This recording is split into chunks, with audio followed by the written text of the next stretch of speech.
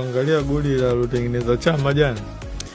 Nikanajiambia Chama huyo anaweza akacheza ligi yetu mpaka achoke mwenyewe. Hivi ni wewe ndio jana ulisema mpaka achukue mguu wake. So mimi lakini ukiangalia uhalisia, yani kama ligi yetu na Chama ndio yule. Yani Chama kwenye ligi yetu basi ana nafasi ya kucheza mpaka achoke mwenyewe. Timu yoyote au pale pale alipo. No, yani nachomaanisha aina wapinzani anaokutana nao. Okay. Na level yake ya utulivu anavyocheza, unavyomuona Chama bado unamuona anaofa vitu vingi kuliko baadhi ya wachezaji wengi ambao wana umri mdogo kuliko Chama. Chama kwa umri alionao unaweza ukasema kwenye level kubwa ya ushindani huko haitajiki kwa kiwango hicho. Lakini kwa level yetu sisi huko Chama bado ni mali shehe. Chama unaweza ukamkataa kwenye level ya timu kama Al Ahly huko Mamelodi.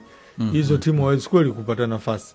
Lakini kwa level ya ligi yetu sisi ya Tanzania na kina Coast Pamba Mbeya City, yani kwa level hizi zetu sisi za ligi hapa Tanzania Chama bado kama Messi. Yani atastaafu akitaka mwenyewe kwamba sasa jamani nimechoka hapa sasa basi. Lakini kwa level yake ya ubora Chama bado kwenye ligi yetu ni mchezaji mzuri sana. Ana uwezo wa kuofa vitu vingi ambavyo wachezaji wengi hawana. Utulivu wake pengine ambao unatokana na experience kubwa alionao unaendelea kuinufaisha klabu ya Simba kwa sababu kurejea kwake kumuonyesha impact kubwa uwanjani. Ana uwezo wa kuathiri mchezo kwa kiwango kikubwa. Ndio maana anasema kwa daraja la ushindani wa ligi yetu Chama bado anaweza kuendelea.